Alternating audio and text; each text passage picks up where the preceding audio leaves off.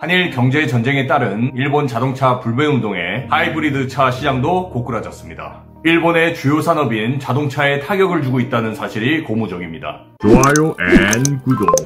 일본산 하이브리드 차 신규 등록대 수는 지난해 같은 달보다 17% 감소했습니다. 이는 7월보다도 26.6% 하락한 수치입니다. 급기야 지난달 일본차 점유율은 10% 선마저 무너지며 7.7%를 기록했습니다. 지난해 같은 달 16.9%의 점유율과는 대조됩니다. 일본 자동차의 전체 8월 판매량은 전년 동월 대비 57% 줄었습니다. 가장 타격이 큰 브랜드는 닛산입니다. 실제 닛산의 8월 한국 내 자동차 판매 대수는 58대로 지난해 같은 달에 비해 88% 급감했습니다. 혼다 역시 70.5%라는 큰 폭의 하락세를 면치 못했습니다.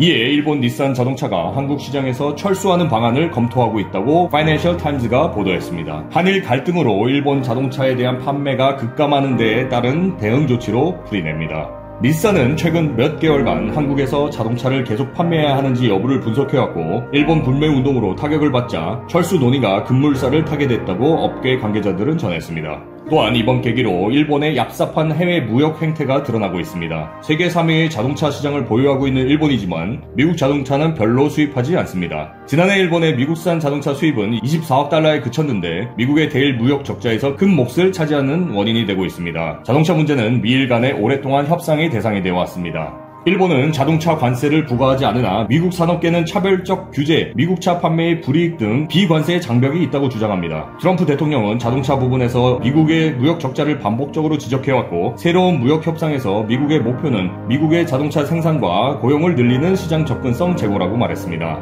앞으로 미일 간 새로운 무역 협상의 결과를 지켜볼 필요가 있다고 봅니다. 한국의 일본 자동차 불매운동에 일본은 분명히 타격을 받고 있습니다. 또한 일본은 이번에 전범기를 도쿄올림픽에 허용하는 무리수를 두었습니다. 중국이 미국에 거부한 옥수수를 일본이 전량 구매하여 신기가 불편합니다. 전범기, 독도, 쿠릴 열도 등 무리수를 연달아 두는 일본에 러시아, 중국, 동남아, 한국 등이 맞선다면 일본에게 더욱 타격이 가해질 것으로 예상합니다. 감사합니다. 좋아요 앤 구독.